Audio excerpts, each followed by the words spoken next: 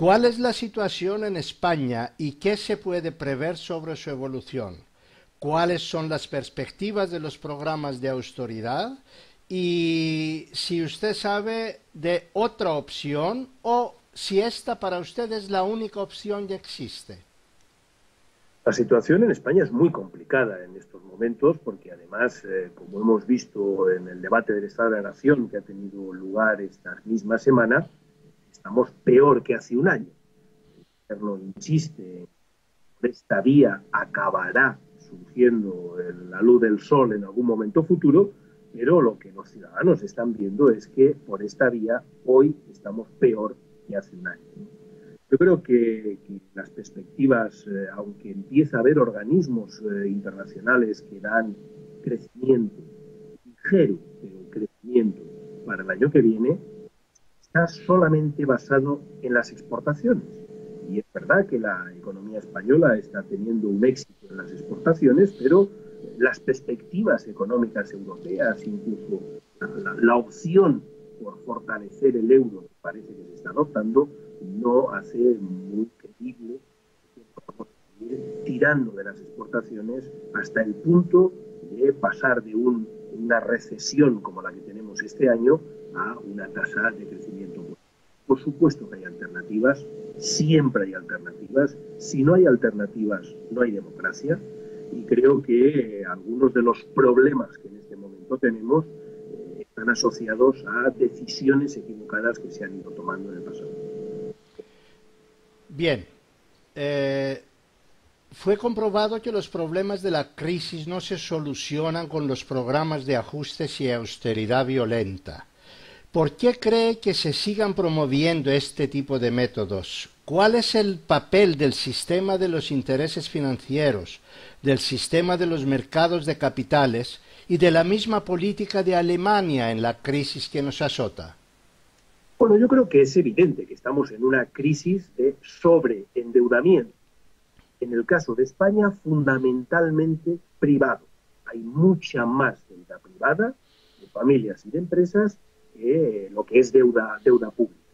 Y estamos en uno de esos momentos en los que los acreedores y los deudores no tenemos los mismos intereses. Es evidente que hay quien defiende los intereses de los acreedores, y en este caso, sobre todo Alemania y sobre todo su canciller, la señora Merkel.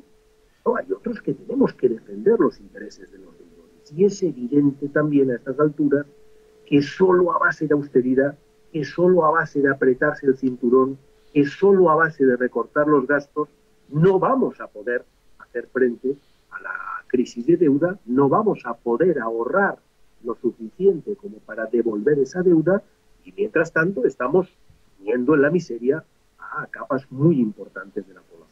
Yo creo que es una estrategia que defiende los intereses cortoplacistas de los acreedores, pero creo que está subiendo, como digo, el crecimiento innecesario, porque si no se reactiva el crecimiento, no se reactiva los ingresos, no vamos a poder devolver la deuda por mucho que dejemos de gastar. Bien, ¿cuáles cree usted que son las consecuencias para el modelo europeo y para la cohesión del tejido social en Europa por la prevalencia de un modelo basado en programas de ajustes fiscales y de evaluación interna? Es evidente que se está poniendo en cuestión todo lo que ha sido la construcción del llamado estado del bienestar en Europa desde los años 60 del siglo pasado. Yo creo que se está poniendo en cuestión incluso la propia identidad de la Unión Europea. Ha estado también desde el propio Tratado de Maastricht fundamentada en los avances en Unión Económica y Monetaria, pero también los avances en cohesión social y los avances en ciudadanía democrática.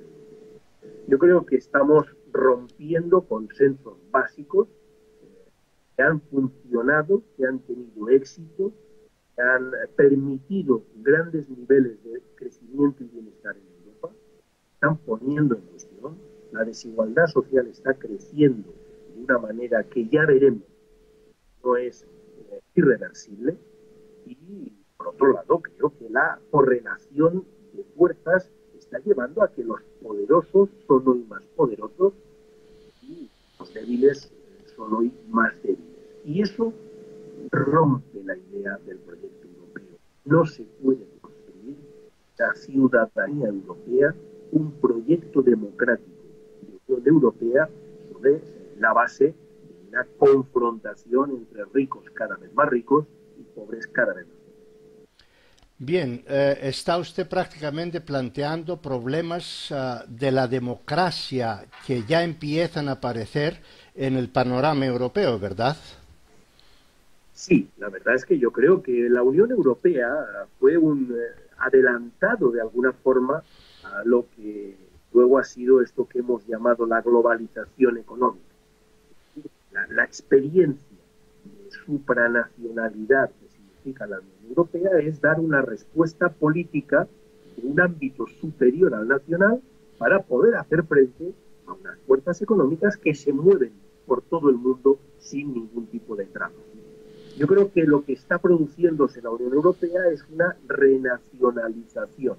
Estamos dando marcha atrás de los avances conseguidos a lo largo de finales del siglo pasado, y eso no es compatible con un mundo económico, unos mercados financieros cada vez más son libres a nivel mundial. Y creo que ahí esa conexión entre unas fuerzas económicas que se mueven con tranquilidad por todo el mundo y unos ciudadanos, unos trabajadores, unas fuerzas políticas ancladas en el ámbito del espacio del Estado nacional, genera, salten chispas, genera muchos conflictos y quien más sufre es la democracia y luego quienes solo tienen la democracia para defenderse. Bien, ¿cuáles deben ser las prioridades básicas a nivel político y económico de lo que tenemos ante los ojos ahora? ¿Se podrán establecer o conformar frentes y alianzas para una salida, una solución alternativa? Deberíamos de ser capaces de hacerlo. El eje que nos debe de marcar es volver a crecer. Crecimiento económico es lo que nos va a permitir, por una parte, mejorar el bienestar de los ciudadanos y, por otra parte, generar ingresos para devolver las deudas en aquellos países en los que se ha incurrido en un sobreendeudamiento en los últimos muchos años. Pero yo insisto, hay un debate, una confrontación muy fuerte en Europa entre acreedores y deudores, de la que estamos viviendo la segunda etapa. Vamos a ver la tercera etapa, aquella en la que los países deudores nos hayamos puesto a tiro de OPA, nos hayamos puesto muy baratos y podamos ser objeto de compra por parte de fondos de inversión o por parte de empresas de los países acreedores. Yo creo que eso no hay que perderlo de vista. Aquí estamos jugándonos una correlación de fuerzas económicas en toda Europa, en la que si no reaccionamos los deudores, exigiendo otras reglas del juego, exigiendo otro reparto de la carga y exigiendo otras responsabilidades y sobre todo otra estrategia política, el resultado va a ser una Europa no solo hegemonizada por Alemania, sino una Europa en la que una parte muy importante, millones de europeos, no van a acabar de encontrarles sentido a pertenecer a la Unión Europea. Se lo agradecemos mucho, don Jordi Sevilla. Gracias por estar con nosotros. Igualmente, y muchísimas gracias a ustedes. Suerte.